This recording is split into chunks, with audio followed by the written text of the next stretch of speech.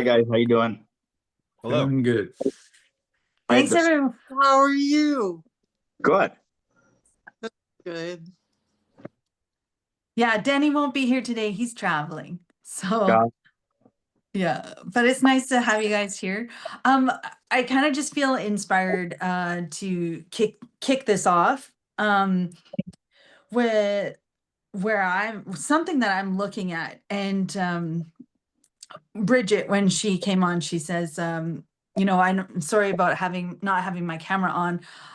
It's early. I don't look my best, So like how we can be self-conscious of our image, right?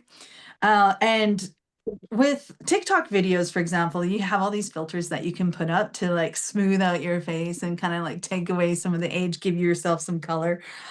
Because I personally don't wear makeup.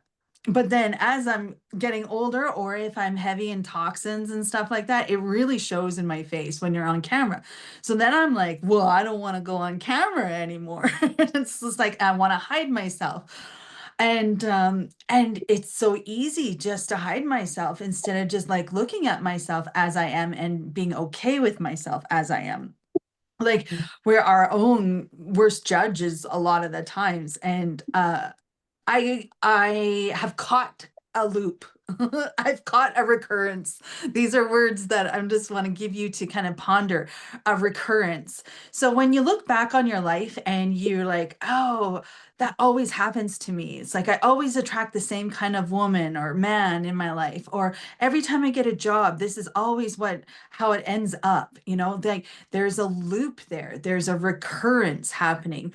And unless you allow your consciousness to really go into that, like it's trying to get your attention, and you have to put your consciousness there and allow your awareness to like experience what's going on and why it's going on so that you can change it, so that you can start perceiving something new. And so Joe and I had a conversation the other morning, and I found Joe was being really direct and to the point with me, and I triggered and like I wanted to fight with him on it, right? Like, don't say that. He goes, why is it us? So how does guilt and shame come into the story, Cindy? And it was like kind of talking about my childhood.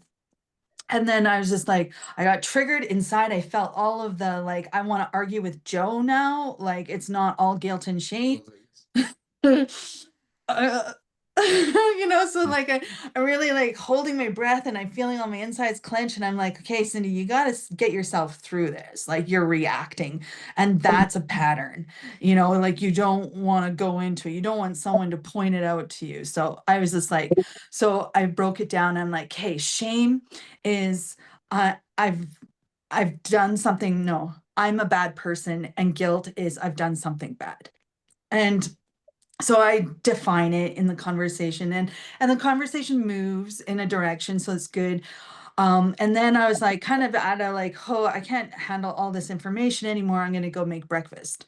So I'm making breakfast and I'm thinking about it, ponder the thoughts that you were just talking about, or that you want to go into in your quiet space. Because while I'm making the food, I just started like putting all these pieces together.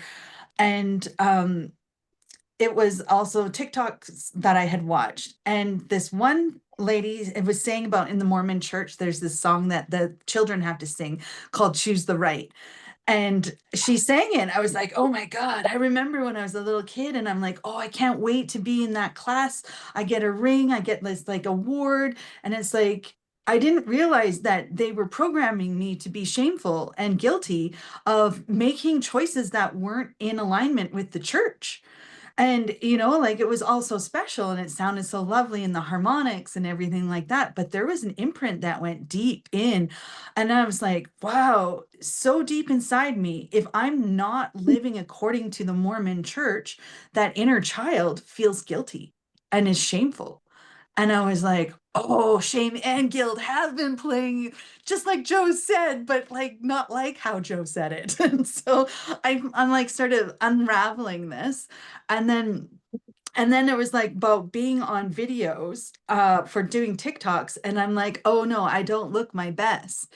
And I'm letting my image of myself or my perception of myself stop me from sharing the things that I'm aware of. So I'm like, okay, well, what can I do? So I mean, I went and got some cream for my under eyes. So like, okay, let's take care of this. Maybe do a detox, start doing something about it. And then I get to change how I perceive myself, and I get to choose to continue being shameful about it or guilty about it or looking for outside people to prove me right or wrong. So that's like a whole big story that I wanted to give you on the way that I caught a loop and I caught like a pattern only because I also want to see these things so that I can change them, so that I can create something new. I have to get rid of the old program. And now it's all you guys. I gave my part. Does anybody got something to share around that about, why? Because people carry this guilt. They're always trying to play nice. And it's like me, I drop my false teeth, right? Yeah. And I don't really care what it look like.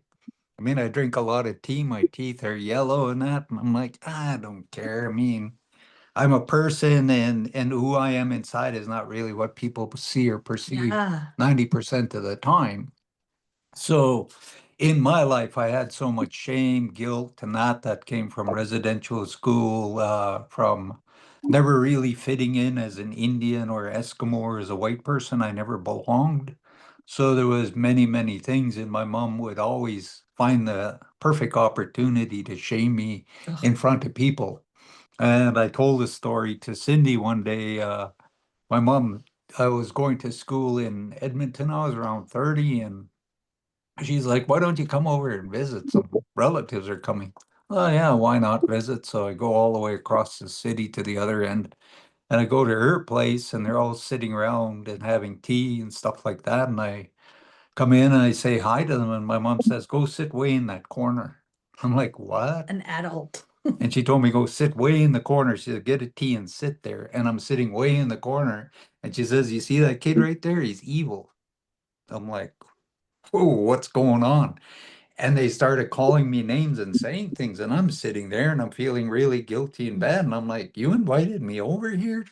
And I'm like, whoa, this is wrong. And I just like, I ain't putting up with this. I just walked out and they're just laughing as I'm going to the door to shut it.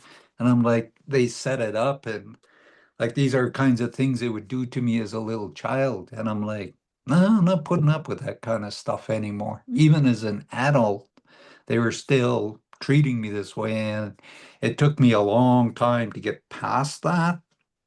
And how my mom knew the best points to play out this and how it would scar my mind and make me feel. So a lot of us, we don't look at our childhood. We don't look at these loops. We don't look at these patterns. We don't like looking at our past or our childhood, but these shames come up in different ways. And then we try to find a way of avoiding or going around them instead of, why do I have to do this anymore? It's just an energy inside me. It's a chemical. Mm. It's like a drug. All of a sudden, somebody gave you a hit of heroin. You're like, whoa, my God, I can't control this. I'm going to be stoned for, however long the heroin is lasting. But if you literally go into it and you're like, why am I still playing this? Like, can't I go inside myself and go, this is not mine. This is an energy. And I can be the one in control and I can change it. Yeah. That's where I always say you have to be the master of this.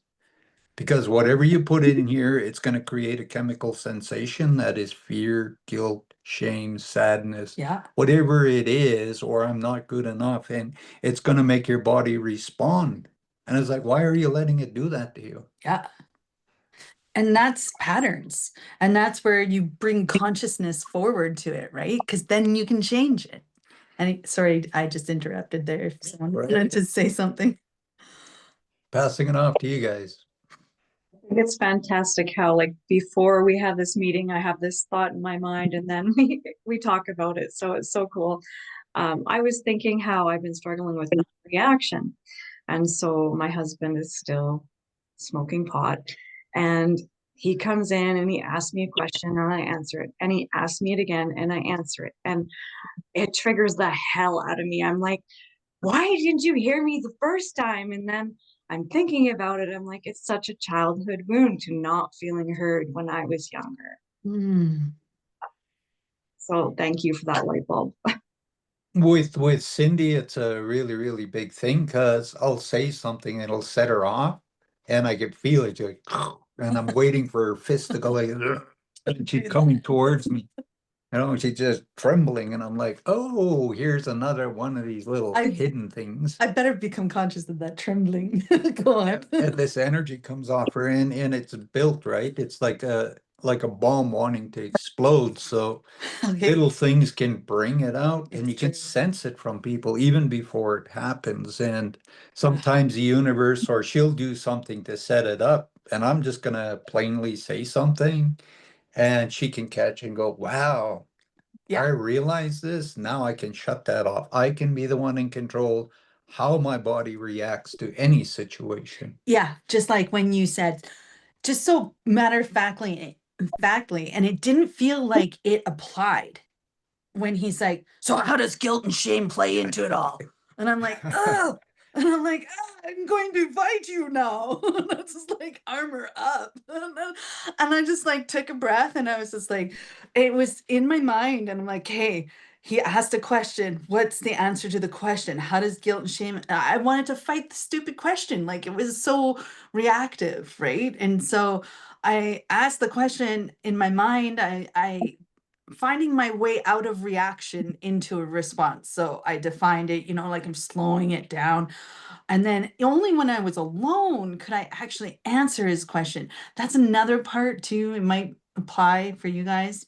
But for me, it's like in schooling, in education, we're taught to give answers. When someone asks you a question, you have to give an answer.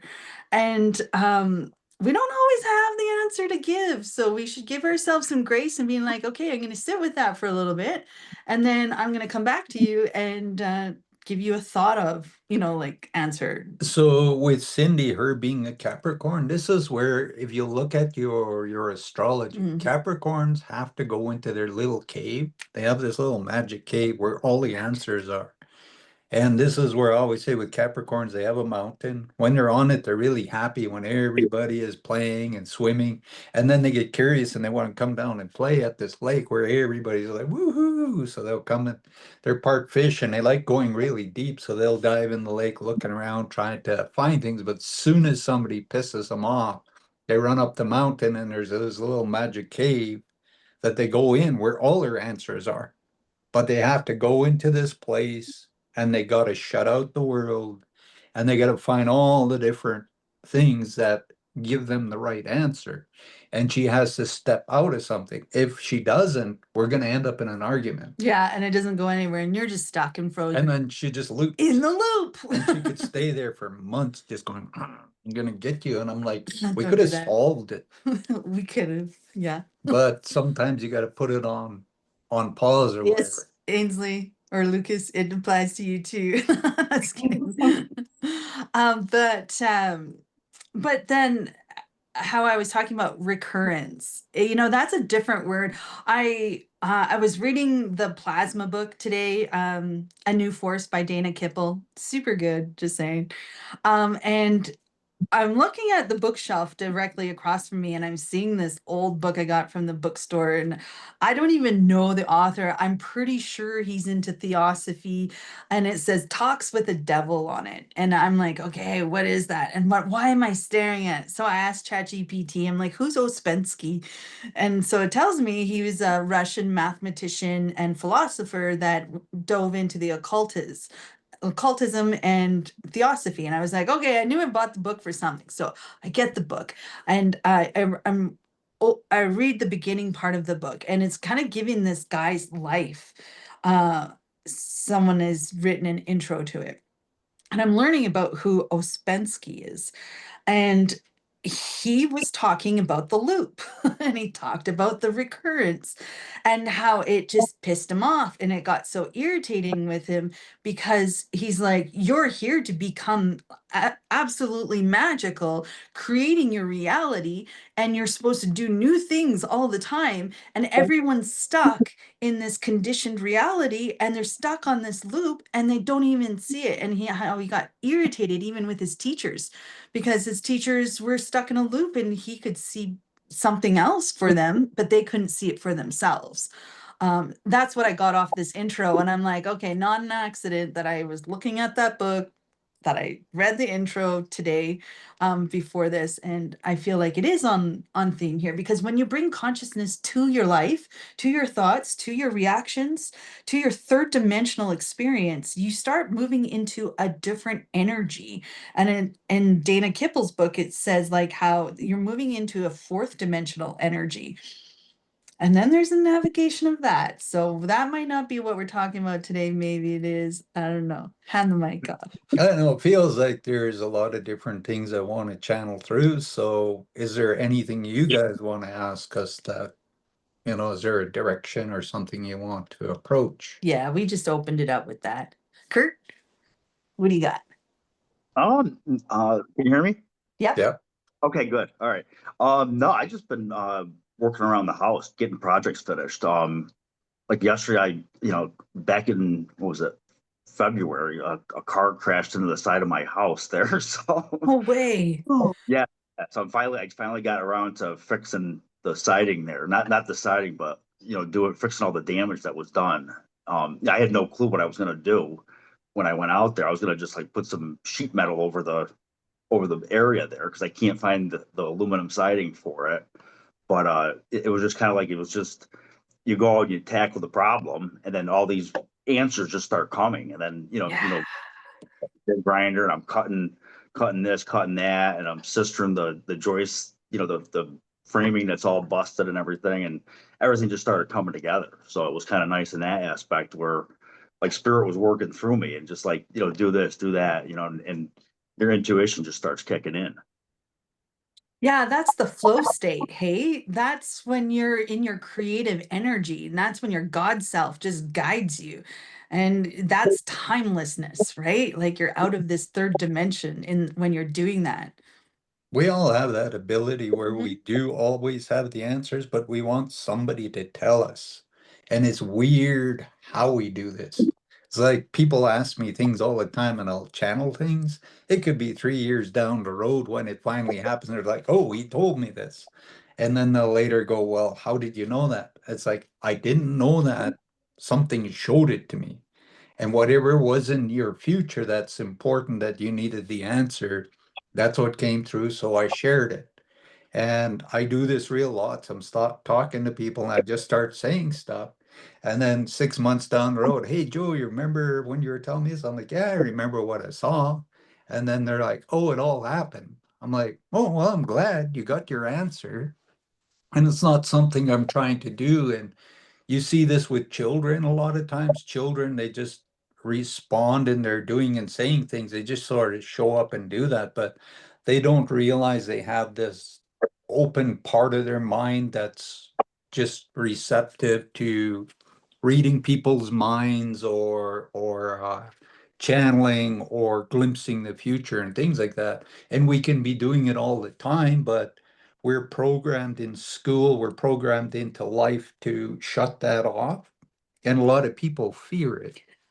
I had a thought, it was quick yesterday. And I thought as like, cause I asked ChatGPT to give me the lyrics of that church song, and I was trying to see what might have gotten programmed in there. And then I went into, if my child mind believed that me seeing the future or me seeing these things happening was sinful or guilty or shameful, I would have shut it off because I didn't want to be bad or whatever. And I was like, hey, if I did that, I want to undo that. But I could see the really strong likelihood of reacting from a child's mind without a teacher there to help you to figure this out. Mhm.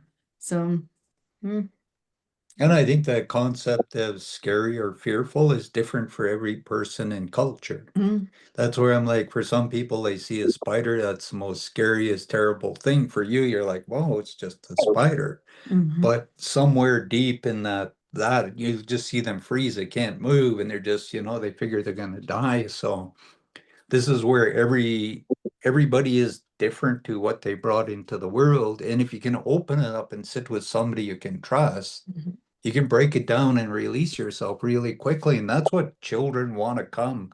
Like, sometimes kids are really, really afraid. And when they're afraid, they're going to say, my stomach hurts. They're not going to say, I'm afraid, because they don't understand that word. They just know because they're so afraid their stomach and the muscles in their body and that it's just tightening up. And they don't know how to release it. And they're in this and they're saying, my stomach hurts. But they're not associating that later in life they'll say, oh, I'm afraid. Mhm. So they don't have the capacity or the words to explain things. So they'll use something very simple, trying to help you to recognize where they're at. We taught a couple of the energy workshops when we went on our trip, and one of them was just really expansive and went really deep, and the other one was like just kicking rocks in the shallow end. And it was like amazing to see the difference, but it was perfect for who all was there, right? Like you can only go as far as you're willing to receive, right? And so when we're in these kinds of conversations, allowing yourself to entertain new ideas and or ponder later when you're at home, like what is fearful to me, and ask yourself, what am I afraid of, and then make a list, and then being like, why am I afraid of this, and why am I afraid of that, and go deeper with it and use your logic with that, because maybe you're going to be able to safely break down some boundaries that are like some walls that you might have, some filters you might have in a safe environment, not in a triggered environment, but in a safe environment. So, like, now that I understand maybe how shame got imprinted in me as a kid singing a song at church, like using my mind in a way that only a child does. And it's like, wow, now that I can see this link, I can undo this link and I can change. And then energy changes. My self-perception changes when I release myself from those prisons that I'm holding myself in. So I really liked Cindy recognized that, because I was hoping, because we do a lot of this, and her mind consciously paid attention, and it was like we were sitting with university students and the universe was getting me to channel really big things. I was like, whoa, okay. And I'd just be in the channeling. And everybody is just like looking at me, and things are just really flowing. And we did that, and it was so, you could feel this energy building, building, building, wanting to get so massive. And everybody's getting their ahas and big downloads. And then the second group comes in, and it's like we went to kindergarten. It's like the energy went right down. And trying to bring through stuff and trying to teach, and that was very, very limited compared to that first group, which everybody was open-minded, everybody wanted the biggest, and they didn't have fears or resistance. Mhm. And our energy just kept building and growing. And then you go into this next one, and you just see where people are. That's where I'm like, you start understanding there's young souls, there's lots of different layers to things. And in certain groups you can really feel that, and you can Mhm. feel the energy generating. And this is where I like doing stuff like this, open discussion, where something can get really big and profound. I never know what's gonna go on. Yeah, he wasn't controlling it by like we'd never do that, but it was so neat to see the direction that it started off of, because I can go into the control. Okay, everyone, thank you for coming. And then this is what we're going to talk about today. And Joe's just like, bam. He started dropping all these deep questions for everybody, and it was like, whoa, that was fun. So it's good to be in that flow state, kind of like how you were, Kurt, when you start the job that needs to be done, that you want to have done, and then everything's so easy. It's so easy. So anybody got anything they wanna, I did want to say something. yeah? Um, I am showing a lot of symptoms of schizophrenia, like you said, Mhm. Joe. And Mhm. I do have those visions that are very holy and then very gruesome and in between.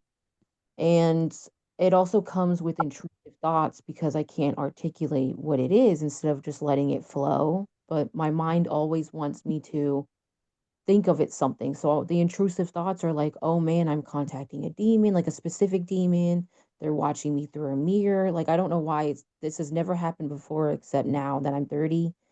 And so it scares me because I'm not trying to manifest anything lower vibrational or demons. And now I have this fear that, like, I have all this fear and my body twitches all the time. And it's awful. And I'm on antipsychotics because of it, but I'm learning to try to not put myself to be like an overly medicated.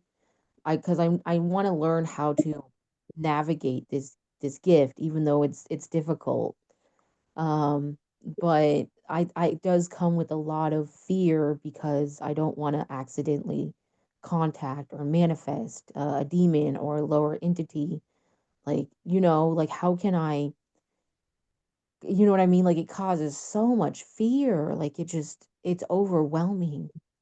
So the whole idea is to focus on the light. I say it all the time. It's like, Yeah. even when I'm in a really dark, negative place, like I go places where there's bad spirits and all kinds of things, I only focus on the light. Bad things will show up. They'll try to do stuff and that. But my focus is on the light, and I'll be given the answer how to deal with the situation. So what you're looking for is labels. And this is what, like I say, there's a war on words. They use words that are very intimidating. And we're right now in a society where words are being used and they can say, well, you're this, and then they can lock you in that, and everybody perceives you from this word. In Native society and a lot of ancient cultures, they understood what my granddad would say, this kid here is special, is a child of God. Like nobody is broken, there is no such thing. You can believe you're broken and they can implant and make you do that. And they can give you any kind of medications. They can do that and they can control you and keep you sort of stuck in this reality. But when you understand all these different things, like I say, the mind has billions and billions of little magical doors. Which ones do you want to open? Which ones do you Right. want to play around in? Because every one, there's a circus hiding behind the door. When you open up that, whether it's other dimensions, if it's universal things, and you're hyper focused because you're letting people tell you things instead of saying, well, I'm going to find the answer. I'm going to ask the universe, is there books, is there teachers, is there things that are going to support me? And this is where you want to try to find a naturopath that works with a doctor because they're going to find the right kinds of chemistry that your body needs. And you have to have one that will work with the doctor and they will help you to move forwards where your body is chemically balanced. Then there could be something out of balance. The doctor is not looking for it, whoever you're going to.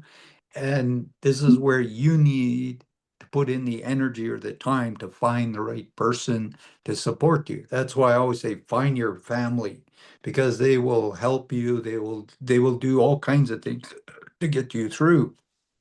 And there's many people out there, and there's a lot of different people that are psychic. And if you find the right person, they can tune in to you and they can give you answers and support you. So this is where you got to ask the universe, and you're learning something because when you figure this out, people are going to come to you. You're going to have to walk them through these scenarios that you're going through that you're afraid of. And that's where the chemistry in your mind is playing that, and you're letting it do what it wants instead of going, It's just okay, chemistry yeah. this whole time. Like even when I see demonic images, it's just an image. I'm not Yeah. connected to anything. So It's the a vibe. chemistry opens different things. That's why I'm like, there's Okay. millions of doors in your mind. Once you open a door, there's a circus behind it. Right. But if you're afraid, you're going to go and open the wrong doors instead of going, wow, there's something good here. I think I want to allow this one in and feel it out. And you, by focusing on the light, it's going to take you higher, higher. Like you said in the dream, you were with really lots and lots of people, and I was there and I was telling you things. So in your dreams, the universe is trying to bring you up into something higher. And once you get higher, some of these lower things won't be there. They're just going to shift. They're not going to create the chemicals that will create the fear or heighten your fear or anxiety or stress you out or whatever. You'll get calmer and calmer about it, and you'll look at it and you're like, yeah, you're there. It's like a ghost comes into your house and you're sitting there and it's going boo, and you go, ah, and you run. And it's like, I'm not doing that next time. When you come in, I'm going to take something and whack you over the head. I'm going to say boo, and you're going to run. So you turn the table. It's like, is this real? Because if you run from a ghost, a lot more is going to come to you. It's your Yeah, space. If you call in the light and your angels, they're going to come in and surround you. And some whatever of is not good leaves. some of these images, they don't have any energy, like life force energy. That's how I know it's an illusion. And then the other And, ones that are shadows, where I try to not look at them, they look at me and I'm like, I turn my head and I'm like, I don't see you. And they're and looking you're at a me. twin, right? Yes, I have a twin. So is Yeah. it the images in your sister's mind? Uh, I don't know. She has borderline personality. So she says that she has overlapping things that I do, but Yeah, but I you could be wanting to save her, so you're tuning in and you're looking at what she's looking at. Might be a pattern. And there might be um other people in your family that you're dialing into their TV station and not your own. how do I not dial in? I do that wall of protection, like you said. The reason is you want to save everybody. And when you do that, you're going to cross over to other people's energy and you're going to learn really crazy things. It's like, okay, we all want to do ayahuasca right here, right now. And we all got the ayahuasca in front of us and we're going to take it. If I am the shaman and I'm going to help you all, I'm going to tune into each one of your TVs and I'm going to see what's going to go on with each one of you. And I'm going to know how to come in and walk you through something scary or help you see and understand and letting go something. Or I'm going to sit with you and actually let you cry it out because it's just something from your childhood. Nobody gave you permission to cry. Nobody gave you permission to get angry. And maybe I'm just going to sit and let you do that while everybody, off on their little trip somewhere. And then I'm going to see who else is there. So I'm going to dial into everybody's TVs. And I'm going to watch everything that's going on. I'm going to look at each person and know exactly where they are. We all have this ability without ayahuasca. That is channeling. That's being a healer. That's being open. And if you're asking to help people, you're going to be tuned into a lot of things and you're like, oh, how can I save this person? You're going to get pulled down there. You know, Alice in Wonderland, how she got pulled down into this crazy little world and all this kind of crazy stuff went on. And you're thinking about saving people, you're going to be going down into a lot of Alice's in Wonderland. They're not yours. But you want to save people, and maybe you're asking God for strength. Please, God, help me have strength. Please, please. And God is going to challenge you with more and more scary or worse, more insane things. I always tell people, be very careful what you're praying because the universe is going to make something happen. And when you're in it, you are asking it. So the universe is like, here, I'm giving it to you.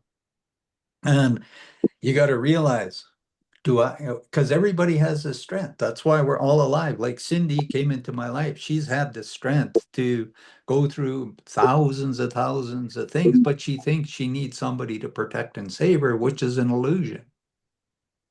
Because she survived. She's gone into ceremonies and crazy things and all I kinds of haven't stuff. died. I haven't died. And she's figured out things and seen it and solved it. But I always tell her she has to see it's her story. And having the right word to go with it just can really, really help with the focus of getting yourself through it. And another word that I have sitting with is resonance. So it's like you match on some level that experience that you're having. It's like you're playing the same movie in your mind from, let's say, childhood. I'm afraid of spiders, and that movie is playing so much. You are that. You are the fear of spiders. And so then the universe responds and brings you spiders because you're amplifying it, right? Like, this is what I'm focusing on is my fear of spiders, and I don't want to be startled. So you're like always looking for the spiders. You know what I mean? Like, you end up honing in on it. And it's like there's so much happening in our subconscious that we're not being aware of on our like because of patterns and stuff like that. So this is where sometimes I'll talk about hive mind. Like all of us are here. Like we do a meditation group where it's not quiet. And while we're doing that, everybody tunes in. Like we all focus, say we all choose to focus on Ainsley, and we're all doing that. And say 6 of you all see the same thing. And one of you says, "Oh, Ainsley, this is what I'm seeing for you." And then everybody's like, "Whoa, I saw the same thing." It's called hive mind. So we all agree to go to this one channel, and Mhm. everybody feels safe, and they all see the same thing. And one of them shares it with the Ainsley, and the other's like, "Oh, I was going to say that. That's what I was seeing." Mhm. And this is where our minds are different. Like I say, it's radio stations Yeah. or TV stations. TV stations is where, like what Bridget is saying, she's seeing things. The TV just turns on, turns off. She doesn't know who's operating the remote. It's just somebody pops along and says, "Hey, I want you to play with me, so I'm going to turn on this remote." And it's Freddy Krueger. Oh my God, here's Freddy Krueger again. Well, why am I watching Freddy Krueger? It's my TV. I thought I was going to watch Dolly Parton singing in a grand old opera, you know? And here I'm watching Freddy Krueger. Well, who's in control of the remote? Hey, Yeah. give that back to me, right? Totally. So this is where when you start understanding, wow, what is around me? Because maybe the energy vibes are low and you got to call in like a being for everybody that's going to lift and put everybody in their own bubble. So you're not sharing with them. And this is what in ceremonies, shamans have to understand when they're trying to guide and help people through things. Because when I'm in ceremonies, man, I'm plugged into all kinds of stuff. Like right now, I have this feeling for you, Bridget, is that it's like you're gonna have this. Well, I'm not sure if you're gonna, but I'm seeing you have this. Okay. It's like you have this aha moment where it just dawns on you. You're like, oh, this isn't mine. And it's like it has either, your someone living in your house or your mother or your sister or something like that. And this belongs to them. And then you just like, oh, this belongs to you. And the energy stops in that. It's like a disconnect happens because you've figured out the mystery. And I think you're the one that's contracted to help everybody heal and change. But each time you learn, they're going to fight with you and they're going to pull you back down because they like Bridget being Bridget. Oh, They don't yeah. want Bridget to be the real her. So every time you find an answer that's helping somebody else to heal, they're going to come and try to pull you down. Or, when I used to heal and do things, everybody would say, "Oh, you think you're so smart. Oh, you're this." My mom even one time told me, "You think you're so goddamn smart? Go down to that university and be a professor." She told me she just was attacking me. And I'm like, whoa, I shifted something really big. Now she's just Get trying back. everything to rip me apart and bring me into shame and making me feel so small. And I just started laughing. It was so funny. And I even phoned my cousin up and told him about it. And he couldn't stop laughing. Because there's no charge there anymore because you figured it out. You freed yourself. So is what we're talking about making sense a lot to everybody? If somebody wants to share. Yeah. Thank you. I remember it's funny that Cindy brings up spiders because I was horrified of Mm. spiders when I was a young kid. And I used to see them all the time in my room everywhere. But then I had a perspective shift that they're kind of just protecting my room from gnats and bugs and whatnot. And I don't see spiders at all anymore. Perfect. It just shifts away from me. I Yeah. remember when I was 19 years old, I was very mentally ill. And I was just going through my own type of mental issues and whatnot. And I remember I would go to psychiatrists and I was told I was bipolar. And this was so damaging to my healing progress because it was who I was now. So, oh, I'm bipolar. Clearly, this is what's wrong with me. So now I'll just do everything that's with this box and do this. But like it just kind of limited me from my own healing. And when I finally shifted away from that like label on myself, that's when the true healing started to come for me. Exactly. That's where nobody is broken. The universe heals. Anybody can spontaneously heal everything instantly. But if you believe you're broken, you're always going to go around with a little sledgehammer and you're going to just keep breaking, wanting somebody to give you permission to change your reality. Thanks for sharing that, Noah. That was like real time teaching experienced. And that's taking back your truth. It's not about Yeah. being afraid. It's like the universe is trying to empower you. The universe is trying to help you to see you can navigate. That's why you came here to be born, not to be afraid, but actually be a powerhouse. And you're going to be challenged at every little obstacle because somebody is going to try to stop you and push you back. And then you're going to go, whoa, no, this ain't going on. And then you're going to shift that and you're going to move past, and all those obstacles will disappear. And all of a sudden, you'll find yourself free and you'll start climbing in all kinds of different ways. But I always say, whatever you're going to heal, you're going to affect 1,000 people, and somebody's going to show up and pop you and try to bring you down. And that's that Ainsley, totally. I'm just going to add this last little piece is that's the recurrence, that's the loop, that's the pattern. What keeps coming back?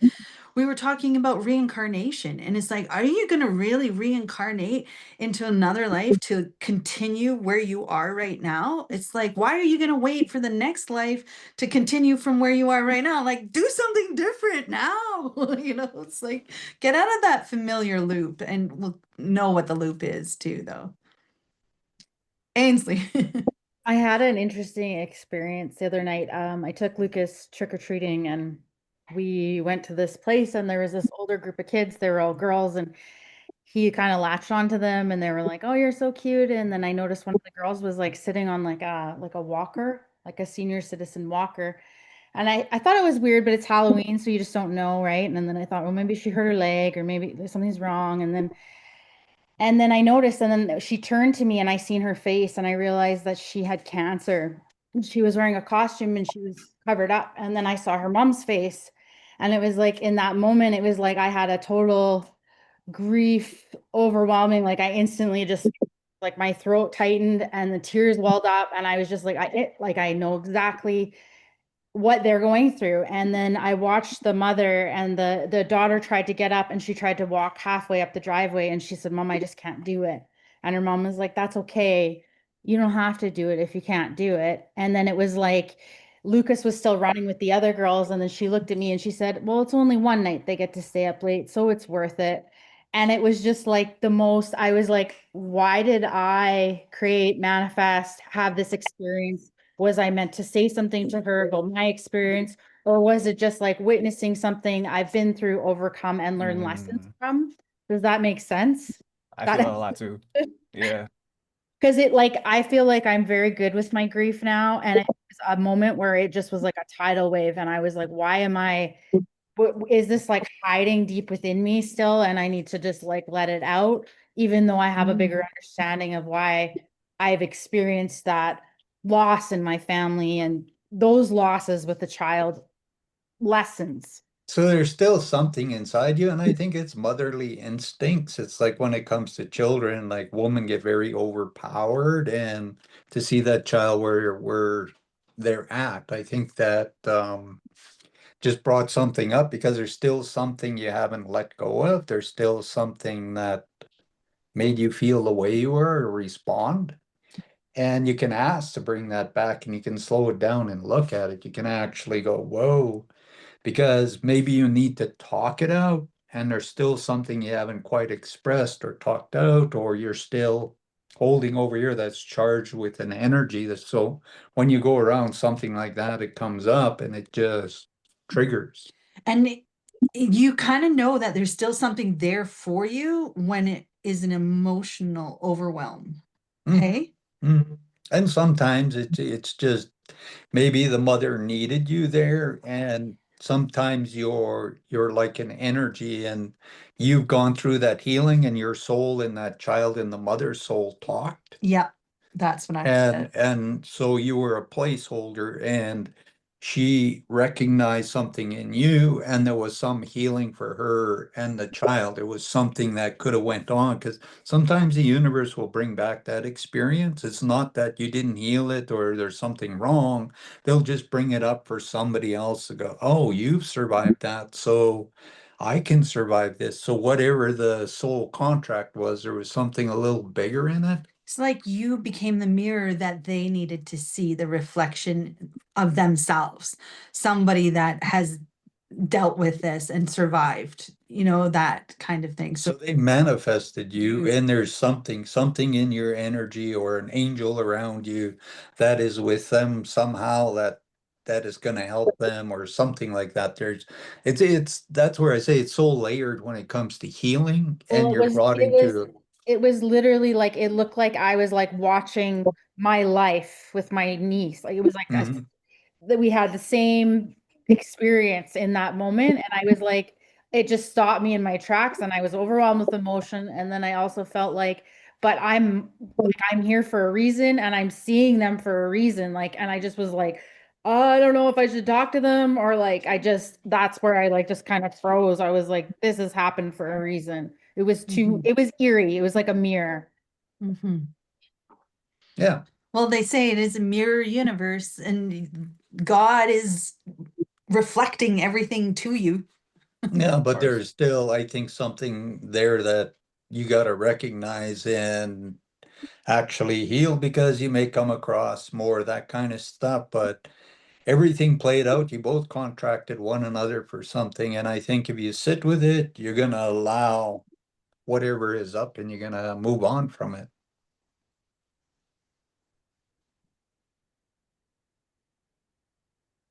Anyone else? Bridget, you okay? See, you shut off your mic. Yeah, I had one last thing to ask.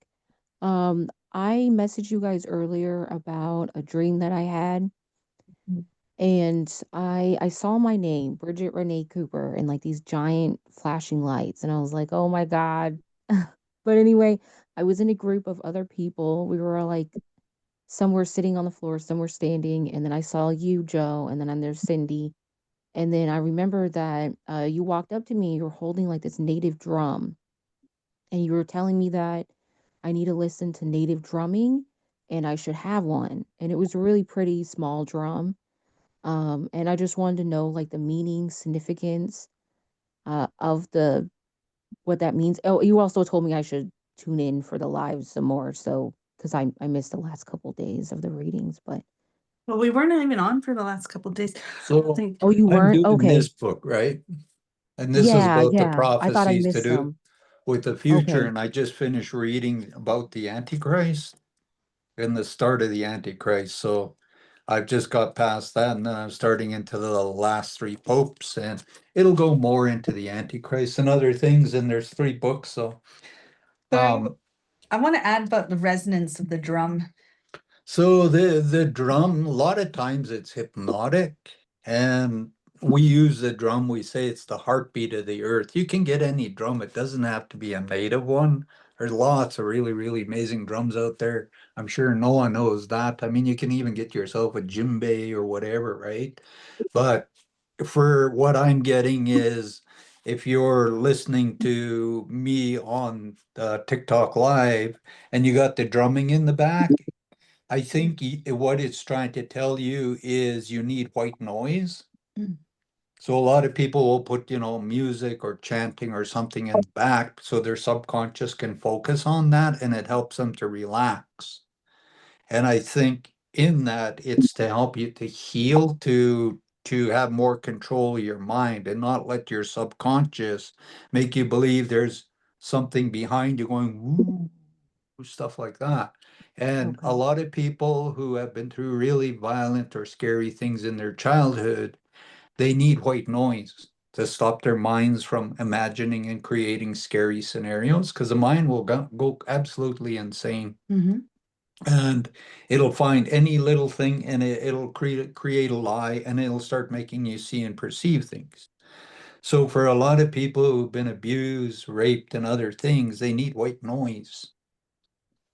Because as a child, if there was predators and bad people and that around you to harm you, you're listening for a noise. Because as soon as you hear that, you know something is going to happen, and you'll leave your body, and you'll just disappear, and then you'll come back after the experience, and you're always listening for noise. If Yeah, you that's were true. screamed at and yelled, you're always listening for noise. So you need to find something that's calming, loving, that your subconscious can focus on. So if you want to read or you want to study, if you put on drumming with native chanting or something in the background that you like, it's going to help you to focus on reading. It's going to help you to focus on things. It's going to take away your ADHD. It's going to take away your anxiety. It's going to take away 1,000 different kinds of fears that are not real. And you're empowering yourself. Robert Moss, he does some books on dreaming, conscious dreaming, great book. But he has another one, is called Shamanic Dreaming, and he's all about using drum beat, just like a steady boom, boom, boom. And maybe it is to do with your dreams too. Again, your dream is your subconscious. They've got your answers in it that you need. It's not always visions of the future too. Yeah. And you can get an Irish drum, you can get a Japanese drum, you can get all kinds. They're amazing. It allow yourself to feel it. Doesn't have to be, because in there you're associating it with native, because your subconscious is bringing that up to give you the answer. Hey, Lucas. So this is something your higher self or your angels are trying to bring through to help you to maybe let go of stress and other kinds of things that your mind is hyper focusing on. Does it make sense to you?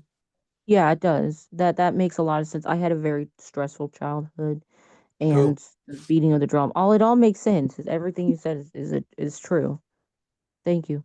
Yeah, it's like Joe would say, I can hear a mouse fart when he's sleeping. Yeah. Wake him up. And I'm like, what? I do Yeah. the same thing. I listen in. Yeah, if there's a mouse 10 miles away, say, hey, I'm gonna wake that crazy Indian up.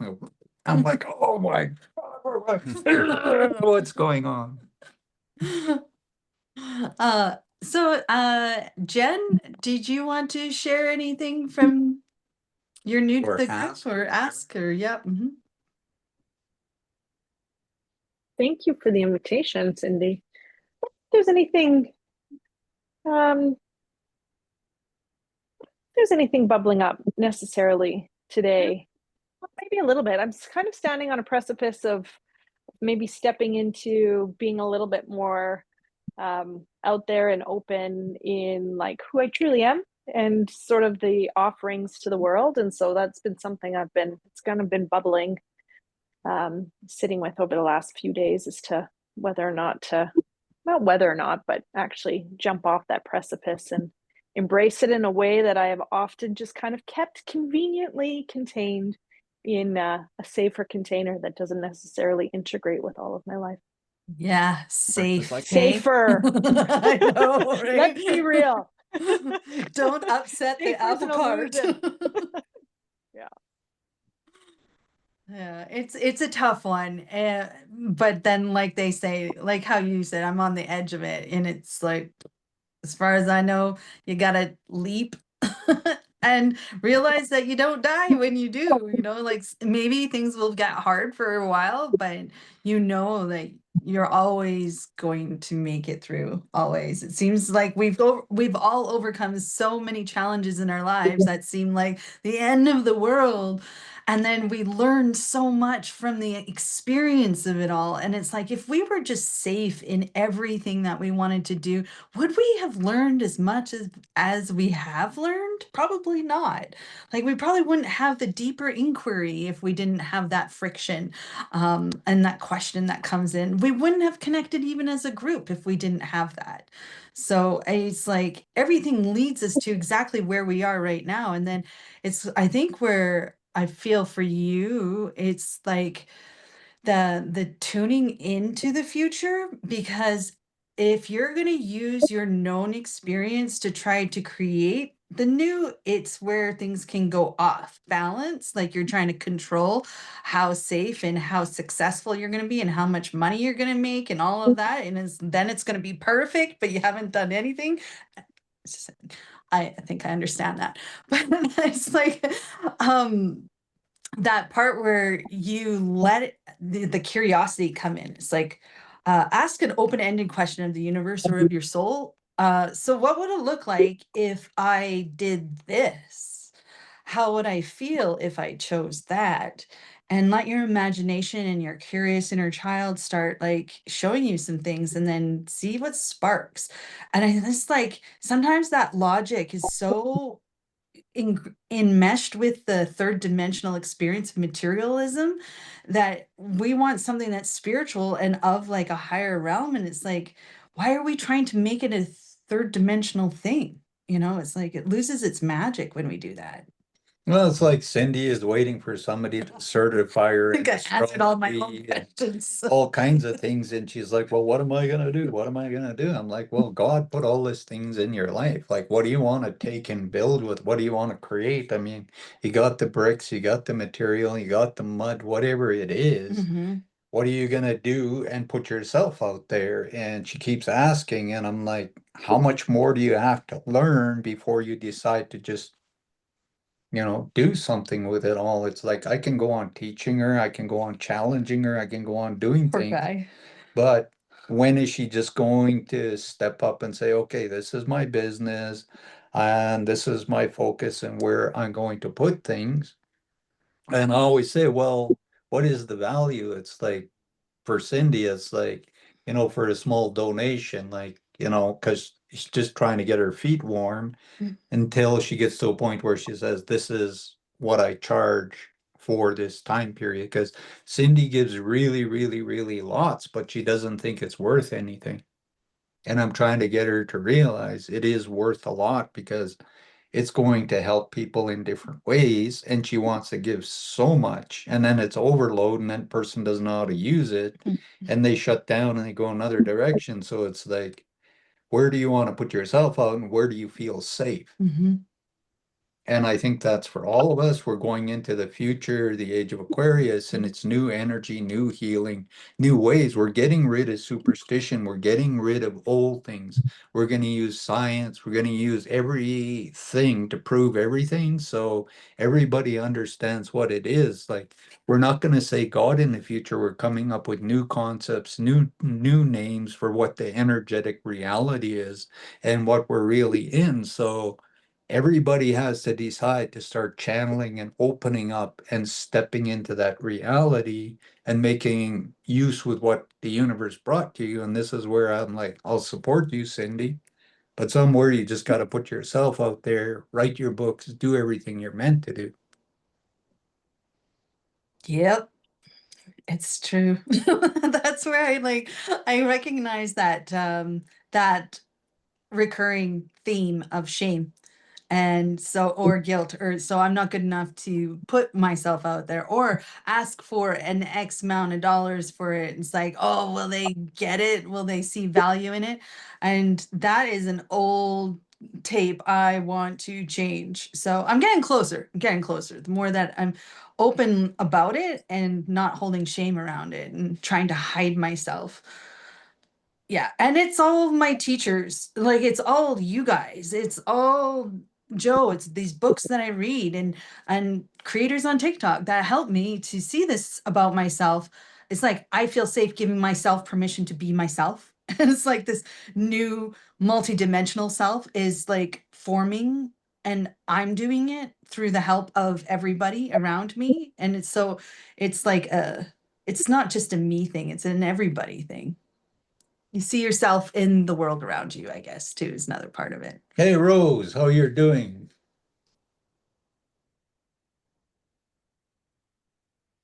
She's like having difficulties unmuting myself.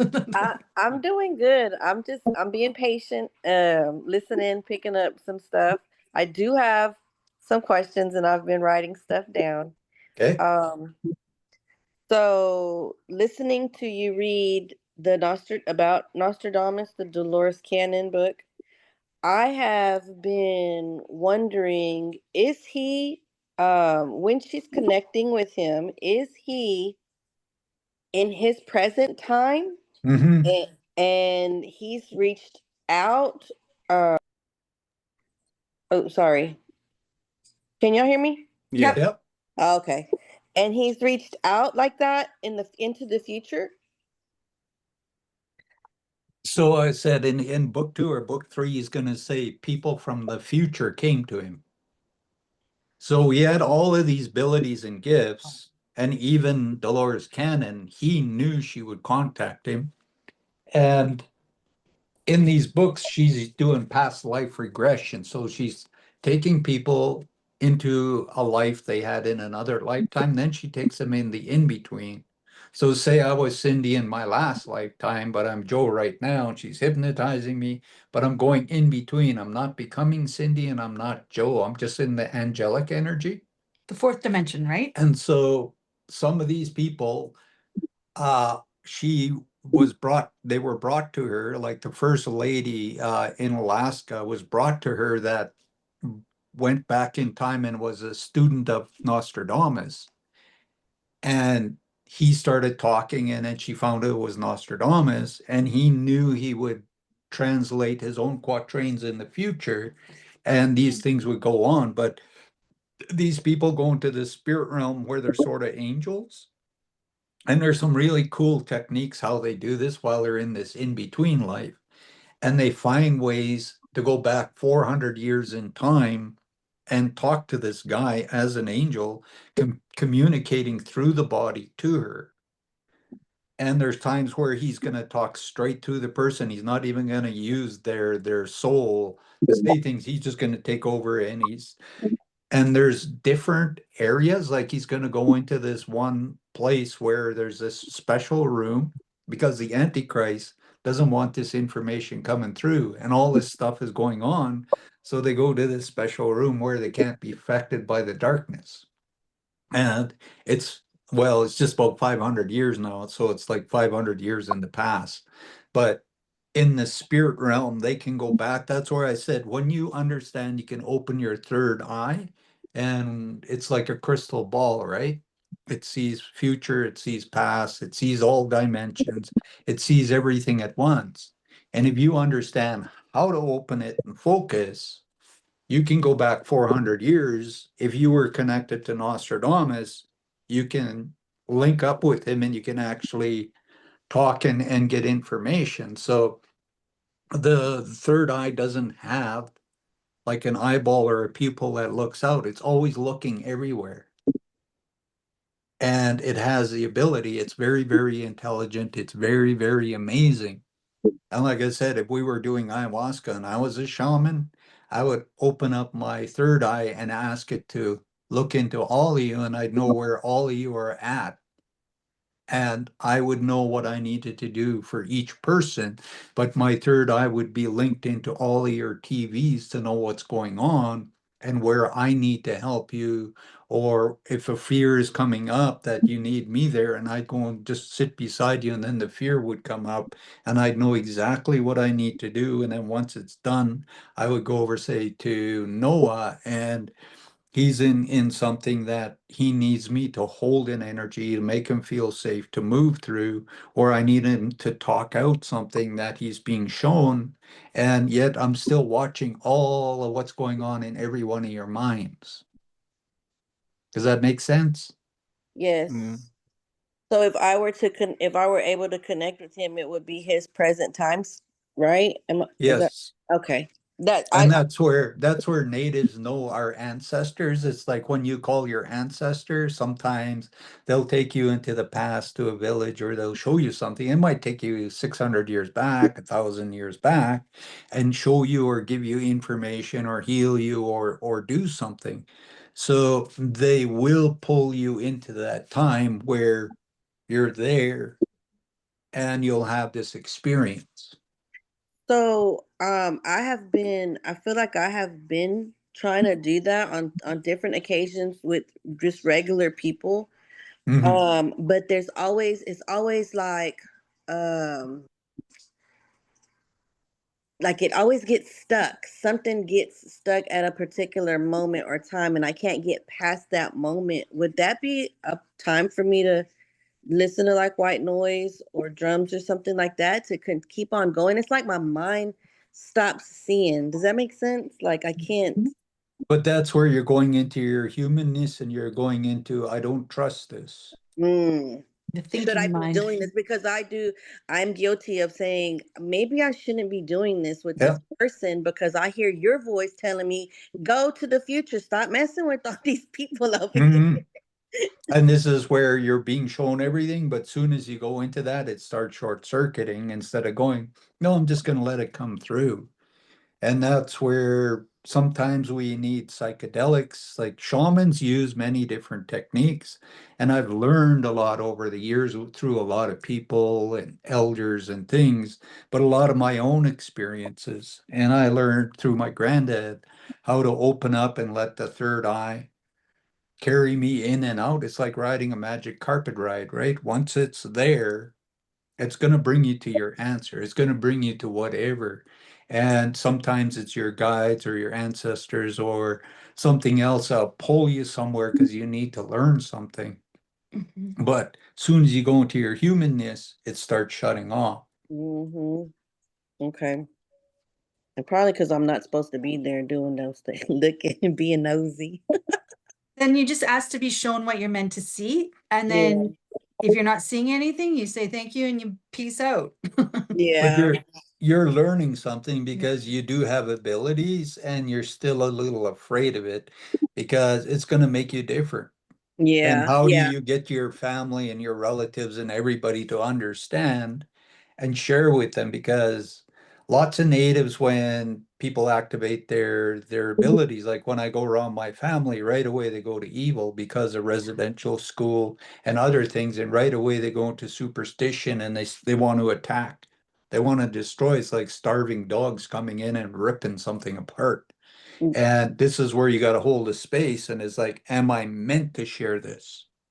Okay. Are Because these the right people I need to share this with? Like, ask the question, you'll get the answer, and then you won't get attacked.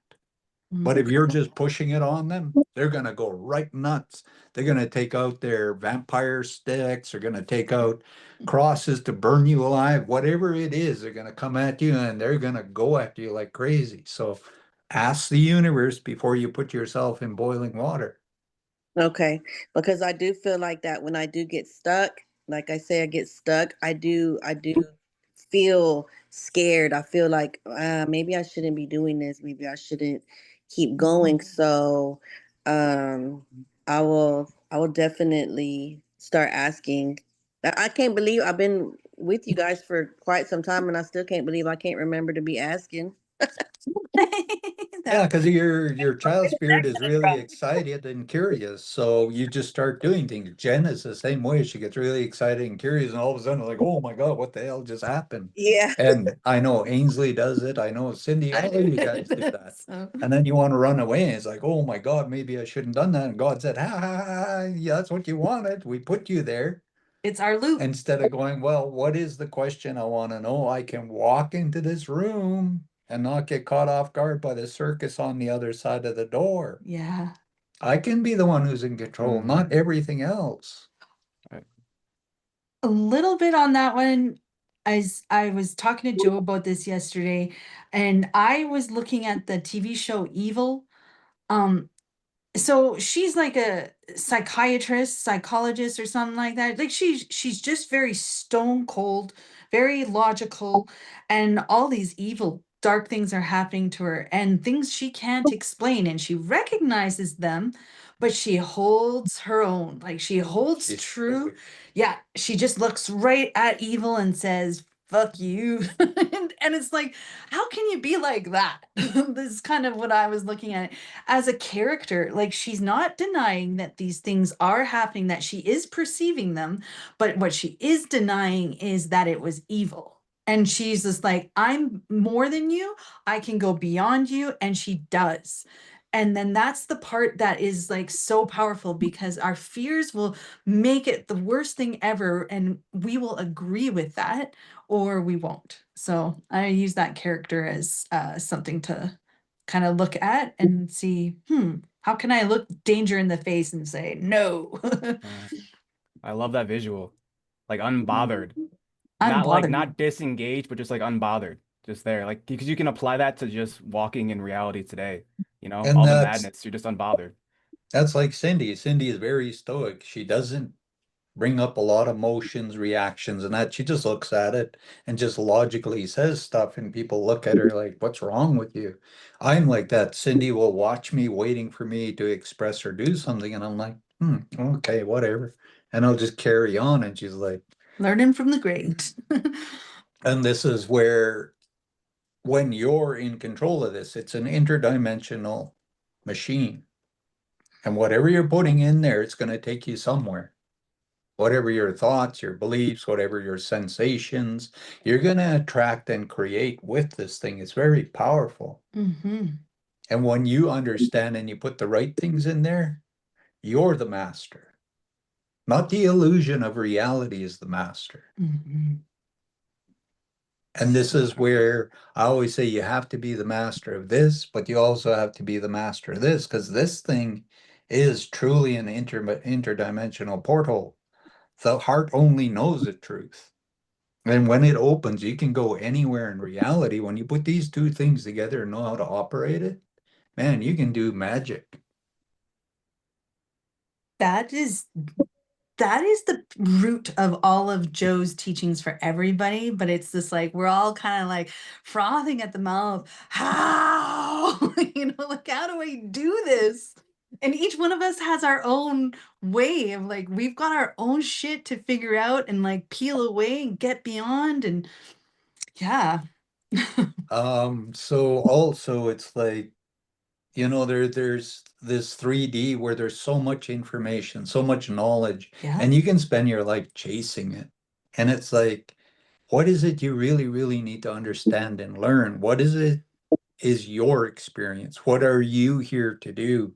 And what are you going to do with that? And a lot of people, they chase, and it's like, nobody can ever certify you to be you. God made you everything you're meant to be. But why are you searching for somebody to give you permission to be you? Because we were taught to do that.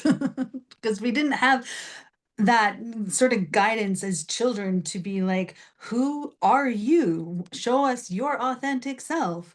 And it's like they didn't cultivate that as children for us. They told us who we should be, and we just molded ourselves around the perceptions of others.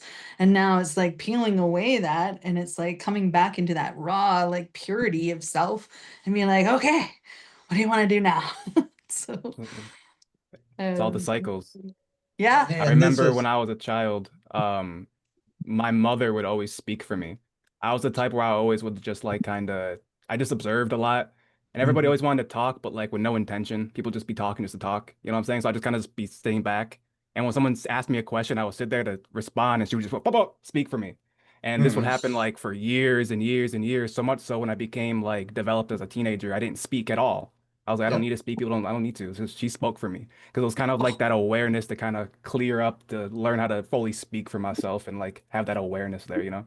Yeah. Yeah, so she disempowered you, but you manifested her to do that so it would empower you. So whatever Right. you need to do in Right. the future, you're going to shine your light and you're going to speak your truth, and you're never going to back down. Whatever you're doing, even with your music, anything you do, you're going to let that out and you're going to be the real you.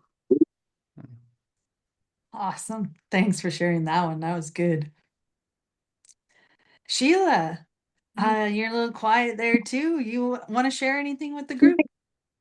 I don't know. I've just been taking it all in, just so much good stuff as always. I just appreciate you guys and everything you bring up.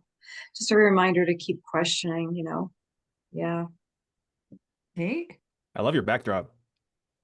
cool. This Like, guy's- one of the things is also the tree light. using your prayer, right? Oh, Like I always say, prayer is really, really powerful. Like Cindy, I've seen her pray something, and in 4 days, everything she prayed happened like bam, so fast. And she's really afraid to do it because years ago, her sister, yeah. when we got together, her sister wanted her to marry a rich man, and I'm a native and I don't fit into this reality, right? So her sister was sending all this crazy stuff. And one day I just got frustrated. I'm like tired of getting rid of all this energy that doesn't belong around us. And I turned to Cindy and I says, you better, talk to your sister or do something because she's sending all this bad energy. And I'm like, do a prayer, say something, tell the universe, take this energy, send it back. So she'll stop it. She'll leave us alone. She won't do this anymore. So Cindy does a prayer, and how fast? That night she went to the hospital with, she thought a heart attack. So Wow.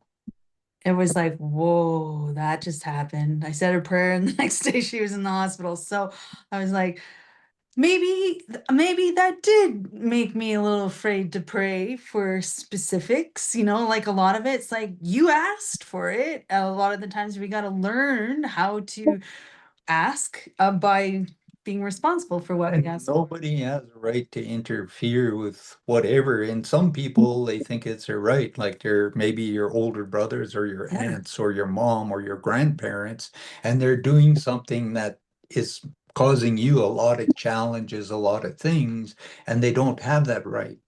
Like thinking shitty thoughts about a person in your own home, in your own room, you think you're safe, but your shitty thoughts create an energy and they go straight to that person. And if that person is aware, it's like on a megaphone. And they're just like, oh, that person's thinking shitty thoughts of me and sending bad stuff.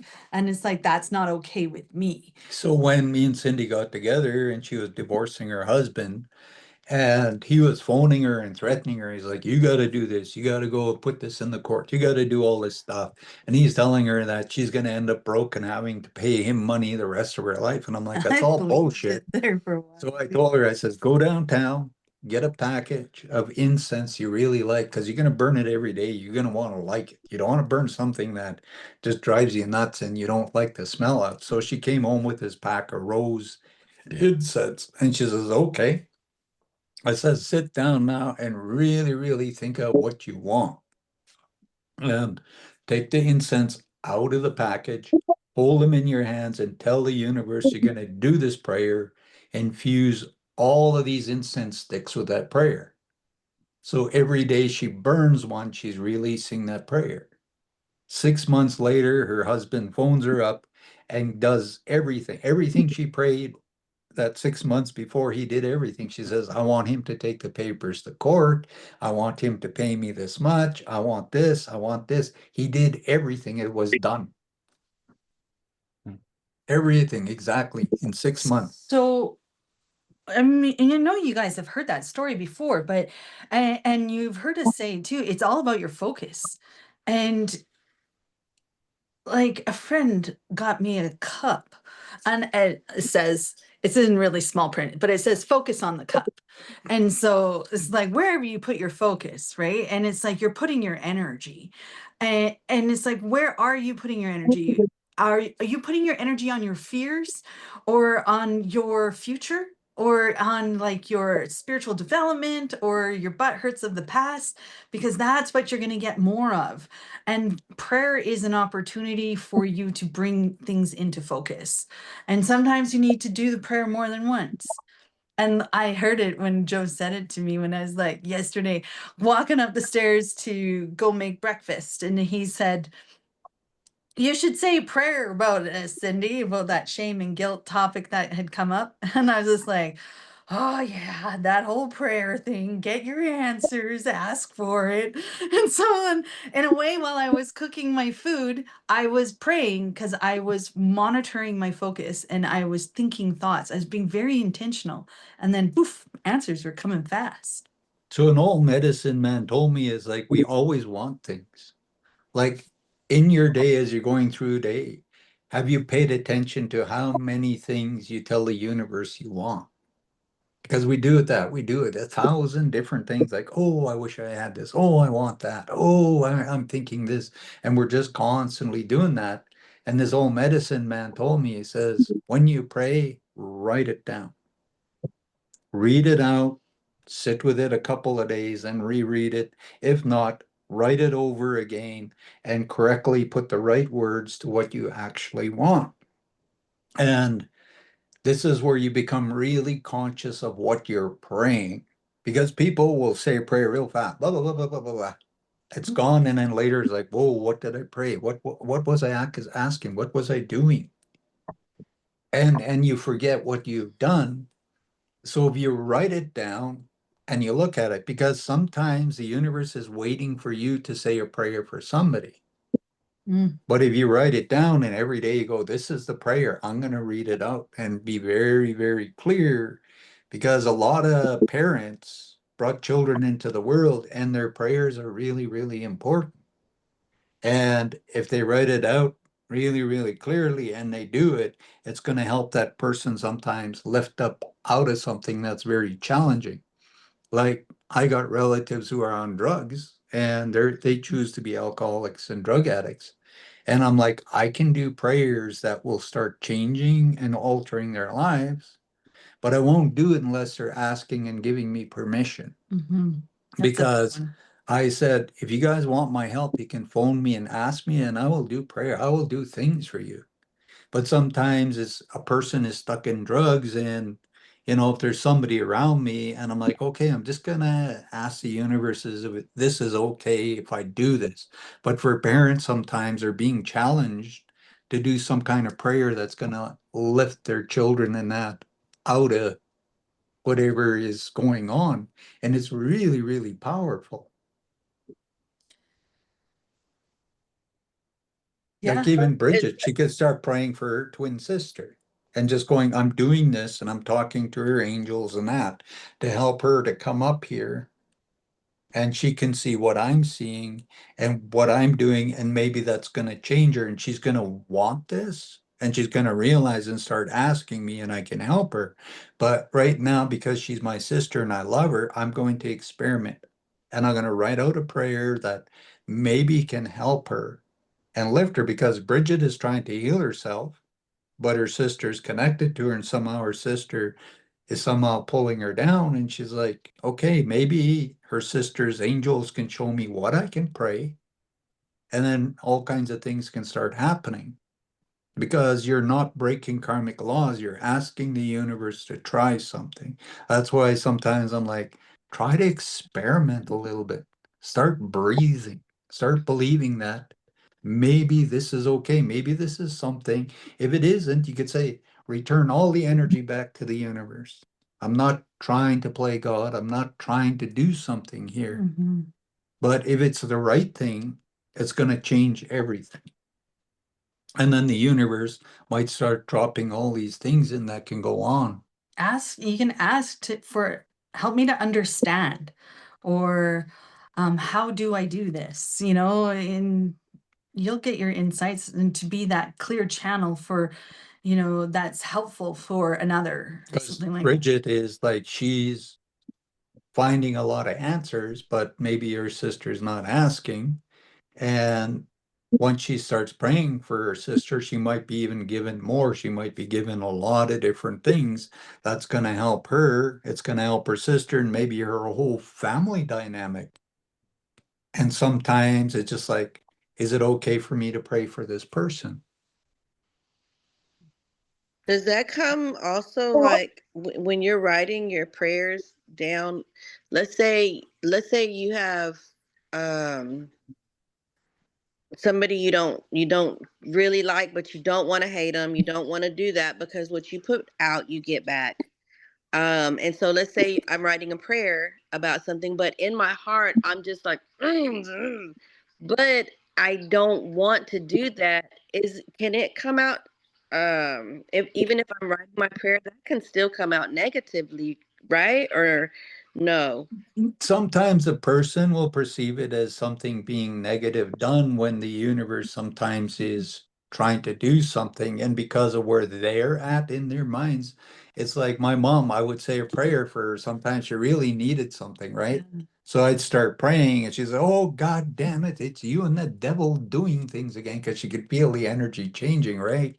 And things start happening and all kinds of stuff starts happening. And she's like, yep, you and that goddamn devil are at it again. And I'm like, but I'm trying to help you, Mom. And I'm like, okay, universe, she really, really needs help with this. I'm not trying to play God. I don't know if it's something, but I'm going to do the prayer and I'm going to hold the belief that it's something really important that's going to help her. If not, and she doesn't want to accept it, and it's not meant to happen, the energy is going to dissolve and leave. That way, I'm not creating karma. This is where Christians believe that just because Jesus is standing around them ready to blink, they can pray, they can bind people, they can do anything. No, they can't. Christians are doing sorcery, black magic, spells, all kinds of things, believing it's all justified because they wear a cross of Jesus. You just opened another chapter right there. Because it's kind of true, right? Because Cindy's It's mom like- prays I for know, me, I I'm was like, thinking about my I mom. don't want Cindy's mother's prayers. I send them back into the universe. I- They're not welcome here. On this subject, I'm thinking about that. There's some prayers that I've asked the universe as like I don't accept. And it wasn't only my mom. There was multiple people where I was like, if they're praying for me, they can go suck it. Because like I don't want it. Because they had their agenda for me and it was like interfering with my will to Perhaps you and theirs. choose. Yeah, it's the intention, like and belief that a person holds too. So, In and the Bible, there are binding spells that Christians know in church. like my mom thinks I'm going to go to her heaven. So she binds me to that soul contracts. She believes in whatever her reality is in her mind. And that's where you can ask those kinds of things dissolve. If you got a family member that goes to church, they're going to believe while they're in church. They can command Archangel Michael to go into your house with a flaming sword and hit you with it and scare you. I'm like, nobody has a right to command an angel to go in somebody else's house and do something. And my mom used to send all kinds of stuff, and I'm like, whoa, we're putting up a big giant wall here, and it's all going into the universe, it's all dissolving. I thank my mom. She believes she's saving me or Yeah. something, and she can go on praying and believing, but I don't accept that. So I So want as an long- angel or somebody to get rid of it. I don't need that affecting me. So if I do want to say a prayer, I do need to get the negativity out of my heart about that person to make it. No, you keep the negativity because you're a human. You tell the universe, this is how I'm actually feeling, but this Okay. is what I really want to pray for the person. That's And if they don't Right. want it, then it dissolves. So I'm not creating karma for myself. He's Okay. super Real simple. honest. Yeah, I'm fucking mad. Yeah, because I do feel there's a person and I feel like my heart is even just thinking like right now this moment it's just like god damn, ugh. Mhm. But I don't want to be that way. I don't want to have that. I want it to go. I want it And the to. universe sees it. So telling them honestly, this is where I'm at. That's what you need but to this ask is what I want to do in a prayer. how to And if the release that. person doesn't want it, then it's just dissolving and going. So I'm Okay. not creating karma. Okay, that's what I'm gonna do. Pray for yourself first, then pray for them. Like what's the harm in that? Mhm. And then also like Bridget, when about binding, and I just like it's so clear to me. Like my mom has a fixed belief of heavens. There's 3 levels of heaven in the Mormon churches, and if you follow God's rules, then you can go to the top heaven and all your family can come there with you. But all your family can't come there with you unless they're abiding by all of God's rules that the Mormon church tells you that the rules are. And like, dress modestly. It's like, oh, I didn't dress modestly. I can't go to that top heaven with my mom. But my mom is still holding on to that belief and she binds me up and it's like, Cindy, I want you to come into my heaven. And it's like, stop it.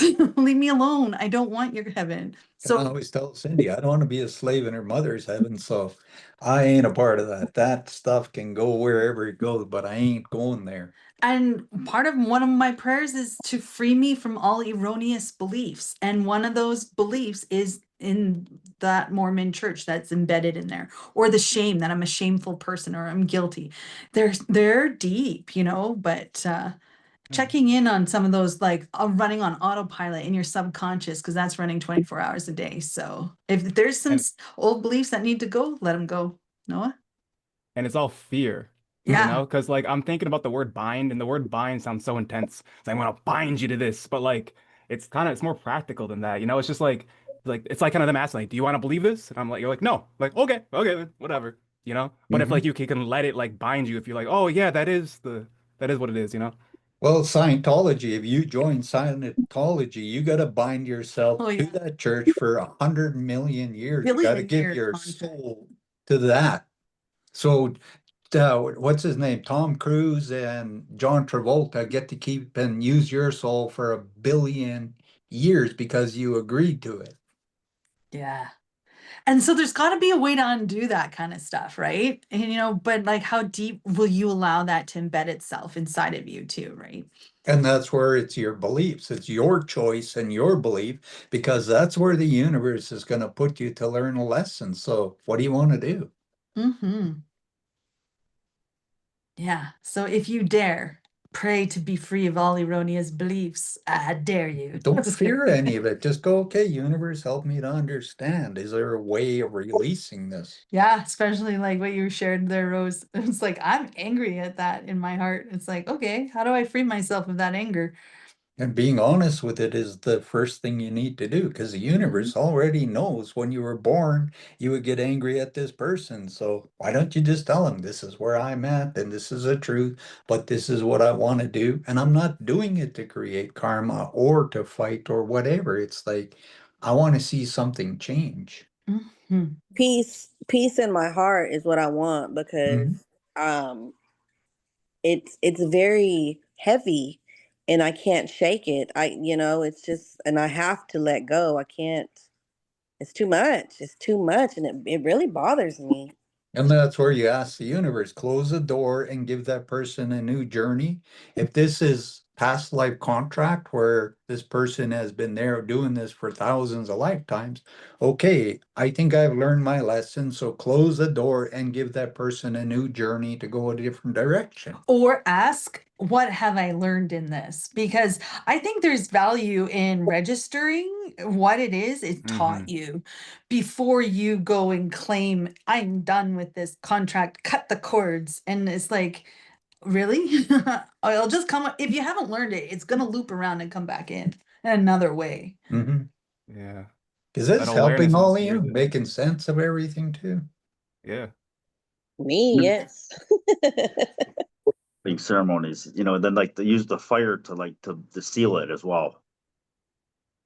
Yeah. Mhm. What about that? Using fire to seal it? You mean like when it's like when the wound is disconnected and you try to close the wound? Kind of like if there's something you want to cut the cord with, like what I've used is like you envision the cord being cut, and then as the cord's being cut, you're releasing it into the universe, and then you follow that with like a fire, and that like basically like it releases it, burns it out. Cool. I'd like to talk about this a little bit more. And There's lots of different techniques to do that. I've done lots of different ones. It's like even when you cut the cord, there's a door that you can close, and you see the person on the other side of the cord, and you get it out and you take it and you look at the door and you return it to them, and then you close the door and you let the universe know it's not coming back. They don't have a right to hook in. And that burning one is a purifying. So fire cleanses and purifies. It's very powerful when you use it. And there's different ways of using it. And it's just people will keep reattaching for a yeah, while. that's And what I that's the thing, is where you can't change the way they think or what they believe or choose. So they will do this to irritate you. But at a certain point, it's going to end. So don't give up just because the first one doesn't work. Okay, because I can say I probably gave up because it seemed like it wasn't working. See you, Jen. That I find this is like find the right one that works for you, and that's awesome. And so that was a new perspective, Kurt, that I didn't see before. And I think about the words. I'm just about the words, right? So Joe's saying this, and then I'm hearing it, and then I repeat it, and I'm missing the energy of the action of it in the disconnecting in my energetic field. So it feels to me like it never actually lands for me. So sometimes when you're removing cords too, you ask it return to the sender so they realize never to do it to anybody else. It's their energy. And that's where it's like a boomerang. The energy is, they took a part of their soul to create something negative. And they did this, and that energy belongs to them. So once it's removed, it goes back, and sometimes they'll experience what they're doing to you. And then they realize and they never do that again. So sometimes it's just return to sender is a really powerful one. Yeah. And most all of us are very like have very strong lights. And like a lot of the people, the cords get attached because they want to like siphon off of our light. You know what I'm saying? Like you have to like defend yourself. Yeah. And then there's other people that want that. People come to me to cut cords, but they want the story. So after I've done everything, they re-hook everything back in. So they have this story. I know people that go from one person to the other to do all of these and it gets released. And then they go and then they get another one and then they seek out another and another because they want the story. It's like some people want to be Cleopatra. And I'm like, don't want to be her because everything that happened to Cleopatra there, if you want it bad enough, you're going to experience it in this lifetime and it will not be good. So some people don't want to let go of a story, so they will find ways to reattach and get things hooked back in. They'll go to the person and do something, and then the person will just start. So that's where sometimes you'll learn that as you heal and you work with people. And sometimes it'll come back to show you or teach you something that you didn't see in the past. And you're like, oh, I missed that. Thanks. Now I'm done with it. I Yeah. like this so much. Sorry if I got, go ahead. I just saw a TikTok video about it was two people sitting there. It was a cartoon. Anyhow, they were talking about how they wanted to forgive the other person because they hurt them, they broke them, they did all these things, and the other person was like, "Well, why don't you? Why don't you forgive me?" And they're like, "Well, because then it would have it never happened, or I won't have something to hold on to." So they were what I took from it was they wanted to be the victim. They wanted reasons to behave or misbehave because it happened to them. And so they don't want to let it go. They want to keep holding on. Yep. And I mean, I was just like, whoa, because I was like, wow, that could be me or was me or is me. Yeah. However, you know, because you wanted to mean something that you went through that, but guess what? It means nothing because that's not who you are or were, or you know, that's that person's problem. And it was a hard pill to swallow when I saw that. Is this comparable to holding on to grief? Yep. It's a story. Yeah. Yeah. Or belief. Totally.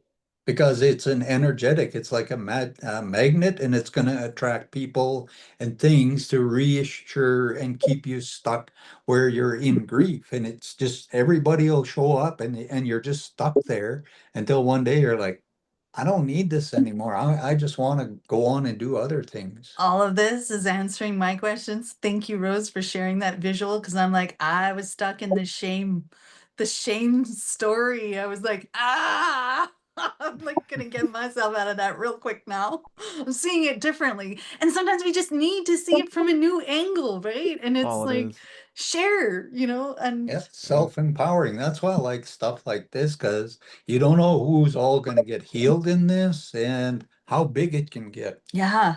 you know, and we're all doing this. Our souls are talking, healing, helping one another. And then you're going to take this and sit with somebody somewhere else and you're going to help them. learn something or experience or free themselves from something. So you don't know how far reaching things go. Yeah, just even in this topic today, I mean, like my topic was shame, and Ainsley's was grief, and Rose was anger, and Bridget is fear, you know, Mhm. like, whoa, they're all different, but same. It's like, how do we free ourselves from this? And it's sometimes it is as simple as return to sender, and sometimes it's more complex and being honest and, you know, Well, it's like even process. Kirk, you know, you were talking about a loop and his house got run into by a vehicle in February. And he just finished taking care of it. So he's not in the loop. He closed that loop now. It's done. He's got the wall fixed and he's Procrastination. moved on. So he doesn't have to go, you know, next February. He's like, damn, I still got to go out there and fix that. Like, what am I going to do? And while he was doing it, the universe was channeling and giving him answers. And he just had this profound, big experience. And what kept me in that loop was staying in the weed loop, you know, continuing to smoke the weed, you know, and I broke that loop, you know, September 9th. So Right. yeah, so we're almost on what, 3 months here, 3 months, yeah. Nice. But that Very clip nice. gave me the, you know, the motivation, the desire, you know, not wasting my time smoking weed, you know, and now I'm doing being productive. So that was the loop cutter, broke the loop for me, you know, Nice. Awesome. Nice. finding the It's more. go ahead. Go ahead. No, you're good. Oh, I was just saying, like, I was gonna say when we were watching Gold Rush or Bering Sea Gold, and the big fat guy with the beard. Todd. No, yeah. Anyways, so he has this employee who keeps smoking weed. He smokes weed before he goes down into the dive, and then he smokes weed afterwards. And so he confronts him on it, and he's just like, "So what makes you do that?" And he's just like, "Oh, well, it calms my anxiety about diving." And he's like, "Really?" He's like, "Because I know from my experience of smoking weed back in the 60s." And he's just like, it doesn't do what you think it does, right? So like there's this lie we tell ourselves that it is like getting me closer to God or like whatever it might be. It relaxes me. And so he's like, you're not as productive as you think you are. And I would like for you to not smoke weed when you're working for me. Go smoke weed on your own time. And so he stopped smoking weed while he was doing it, and he was just fine. He didn't need it for anxiety. It was like the stories we tell ourselves. And he even admitted it. He said, I don't like the way he talks to me, so I know it irritates him, so I get stoned.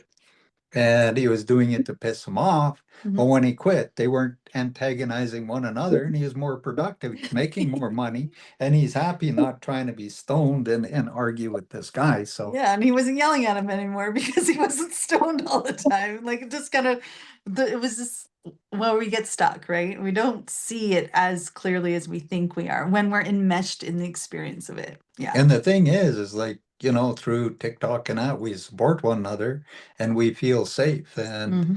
this is where I like seeing change in people because it's your choice. You did the work. I'm just here sharing space. And sometimes it's you're opening that door and you're actually healing, like whatever Rose did really helped Cindy really big. I think it helped Jen really big. Um, when Sheila was here earlier, some of the things that came up really helped her really big. She'll sit with it and then, you know, at some, you know, maybe next month she'll come on and something really big will have shifted or changed. So that's where your story is so important. That's where there's somebody out there that needs to hear or understand something, and you don't know how powerful or how big it'll impact into the future. Yeah. That goes with what some of you might have been on the live, maybe not. And so I just started listening to the audiobook of The Initiate by Cyril Scott, and it was written in the early 1900s.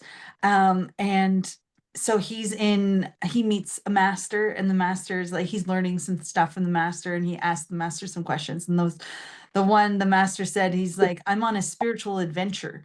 And he's like, well, what does that mean? And he's like, I like to talk to people and give them new thoughts that will change their lives. And he's like, so you can find a person that's homeless and starving, and you can give them $100, but in an hour they're gonna be still homeless and hungry. And he's like, but if you give them the right thought that motivates them, where they're like, I want to get a job and I want to work and I want a home, that changes their life forever. And so a thought can be more powerful than money or, gifts and stuff like that. So his spiritual adventure is, what can I share with people with words that will change their lives for the better? And I'm like, that's what I want to Yeah. do. Bullseye. That's exactly it. Yeah. 100%. Totally. I'm glad that landed with you guys too. Yeah. So it's like, and this is what masters do. And it's like, this is what Joe does. Joe's talking to people all the time, giving them thoughts to think and ponder, and then they choose to change their life. Joe doesn't choose to change their lives, they do. So what will you do with it? Mhm. So thank you for coming to these lives and for supporting us. Nancy, you've been so quiet over there. How did your day go with this group? It's been great. I have a couple things to say. When you were talking about guilt and shame, about the Mormon religion, I can relate to that because I still feel guilty not going to church on Sunday. Yeah.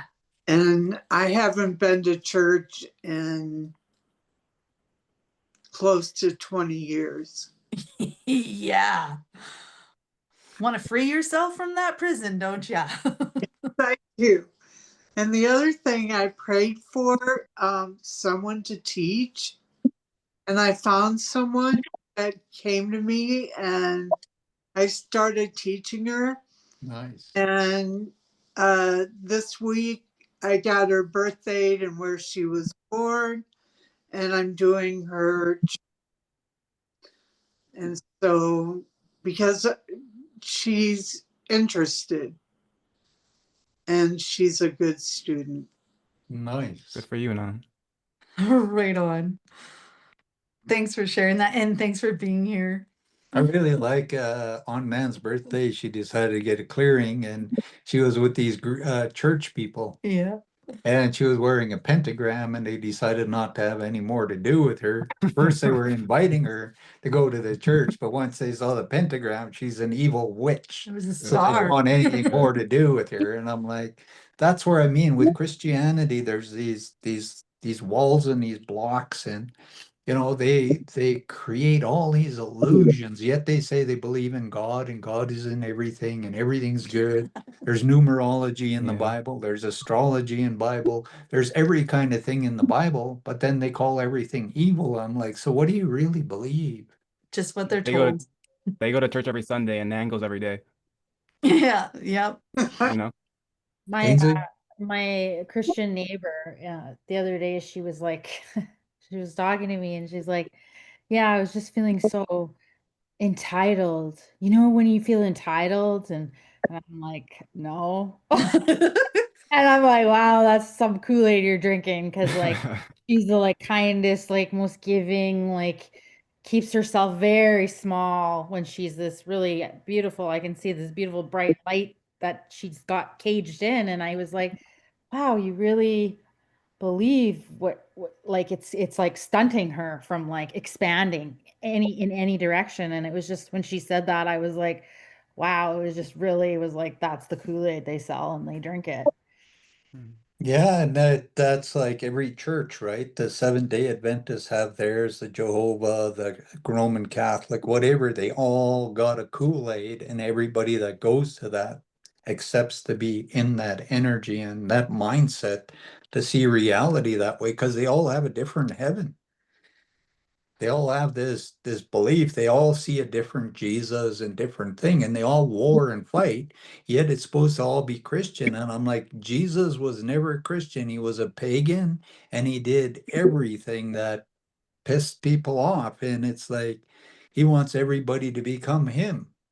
and he wants everybody to be spiritual and see everything in creation. And that's all it really is. But when you look at all the different Christian kinds of beliefs, and they even write their own Bibles, like how King James, the King of England, got pissed at the Pope and created his own Bible so everybody can believe in his insanity. He sat next to God and he absolved all of your sins. And I'm like, but he was a psycho. Why people want to read that Bible and believe that? So she also said to me, that their family doesn't, they gave up Halloween because it's against their beliefs. But That's you did, Jehovah's. but you just said that it's like Jesus was a pagan. Hmm. Like that doesn't even make any sense. Mm. So I was He just, never wore a cross. He wasn't a Christian. Yeah. it's wild. And again, I have created, manifested her in my life because she's teaching me about this, like where I'm looking at her and her family, and they're a wonderful family, don't get me wrong, but I just see them as these like really bright light people, but they're like intentionally dimming their spirits because they're in this like group. Hmm. It's like her husband can't advertise his business because that's too showy. I'm like, that makes no sense. They've been told a lie. Right? It's like that's keeping them small and less successful because of that belief. It makes no sense to me. Yeah. Common sense. Yeah. And just to add there, Nancy, is just like when I was a kid, the church said you must come to church on Sundays. You know, you got to attend church regularly. So it was ingrained as a belief. And you just didn't realize that that belief was still in your operating systems.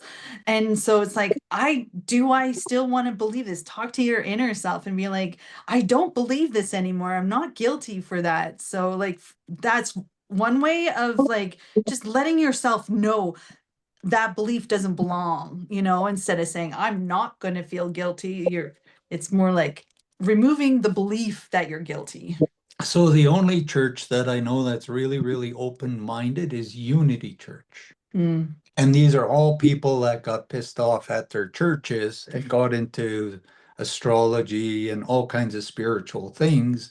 They created the Unity Church, Mm. where a lot of them are into, astrology, and they will sit and talk to you. Even in the church, if you go in there, sometimes they have people in a room where they're doing tarot reading in the church for people, and they're sitting in there. And there's this one Unity Church I would go to every now and then in Edmonton, and they had this little room that every Sunday if you go there was somebody in there doing something. Sometimes people were channeling, sometimes people were trying to help people understand astrology. And so they unite under this concept that it's Christianity, but it's sort of a safe net to be a pagan, yet still hold the Bible and the cross and say, if Jesus blinks, hey, I'm in heaven. So it's just something where they gather and they help one another to be safe. Okay, well, we should wrap it up. Rose, if you want to just support us, it's $5 a month. I think it was Bridget that. Sorry, Bridget. Yeah. Bridget and Rose voices sound very similar. So Bridget, $5 a month, either on school or on TikTok, one or the other. And appreciate all the support that we do have. Yeah. Thank you for holding space as always. Right on. I Noah, love it so thanks for much. coming. Yeah. Thanks for all Appreciate your ya. contributions. Like you guys make the conversation flow. That's 2 hours that just flew by. Yeah. And then they do the TikTok too, like usually throughout the week there. I mean, you're more than welcome to join that. Yeah. So I'll be coming on tonight at my 7 o'clock channeling and that. So I don't know what I'll be talking about as normal. And I was thinking maybe if people are up to it, but I think I'll just finish this book on the weekdays and then I'll go into the next one. But I'll definitely be on and channel whatever. So if you guys got questions from today and you guys are there, then ask questions. Maybe that'll trigger me into channeling a lot more things for you guys. All right. Yeah, thanks. Have a wonderful day. Appreciate you all. Love you all. Thank you. Appreciate it. Thank you. Thank you, guys. Thank Okay. you so much. See you later. Blessings. See you tonight. Okay. Okay. Bye.